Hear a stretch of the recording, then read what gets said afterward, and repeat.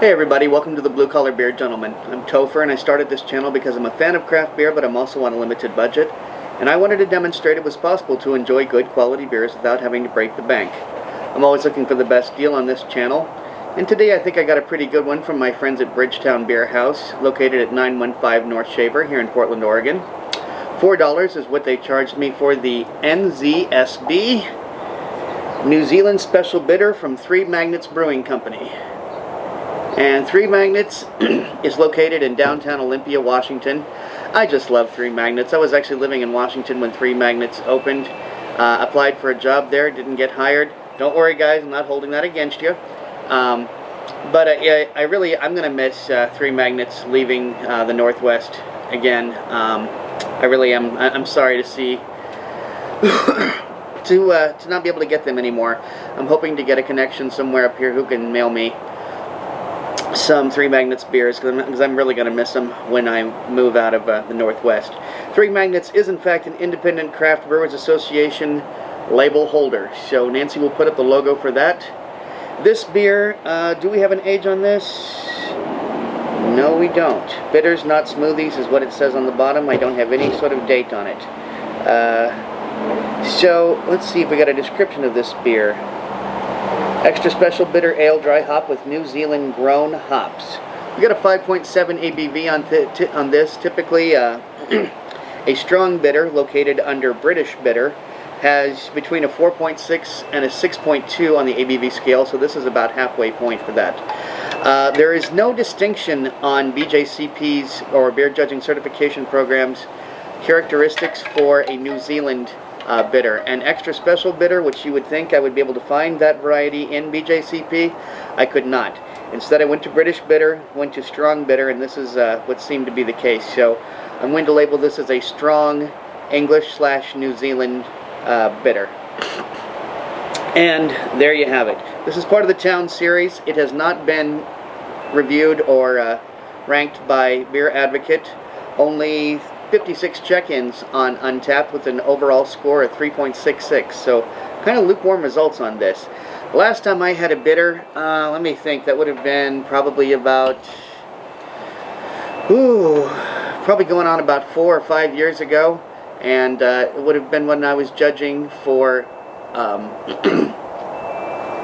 would have been judging beers at Aces and Ales located in the old Tenaya Creek. On Tenaya Boulevard. So anyway, was judging for the Las Vegas Brew Society, and or Snafu as it's known, and was judging beers. That was the last time I had a bitter. Had it with fish and chips, as traditionally the best food to pair with bitter. Very rarely do you see a bitter available, so I'm really kind of glad for this, and I'm glad that it's Three Magnets that's making the next bitter that I'll be sampling. Alright, let's pour this and see how it pours. It could be, see, the thing about a bitter is it could be all over the map in terms of color. It could be dark, it could be pale, it could be light.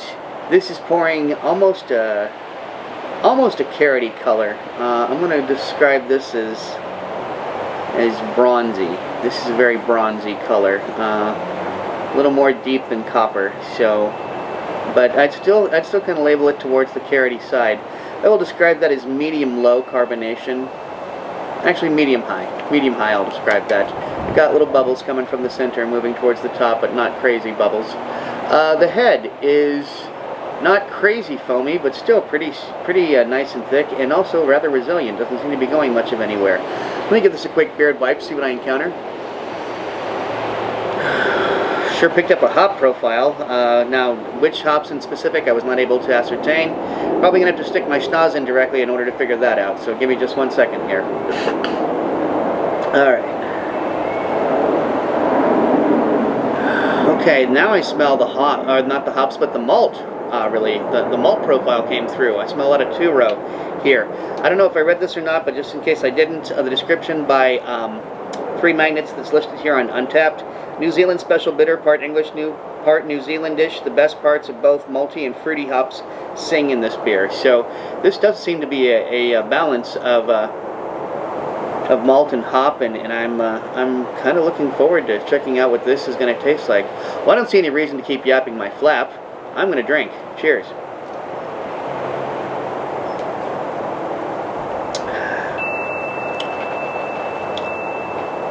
This is a very grainy bitter.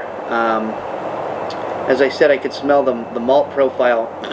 When I first opened the can, I smelled the hops more than anything. But then as it had a chance to nucleate, a little bit of chance for the air to move around and for the swirling to take its toll and its impact upon the beer, it's more malty, I would say. I'm getting a lot more grain on this than hop.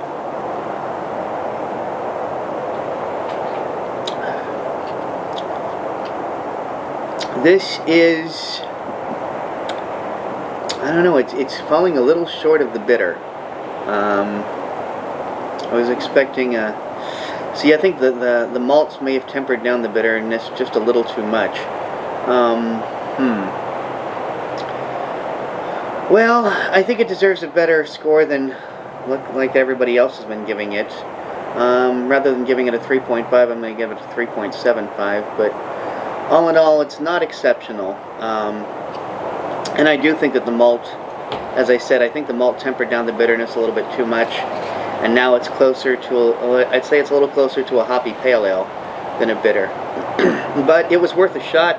You know, they were trying something different, and I genuinely hope, if you guys are watching this video, that this is just the first bitter, or if this isn't the first bitter, that this is one of the first bitters that you'll be making, and you'll be making more of them. And I hope to God I'll be able to get you guys when I move out of the Northwest.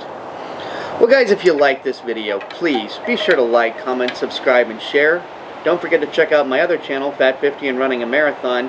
And until next time, drink good beer and don't break the bank doing it. Cheers.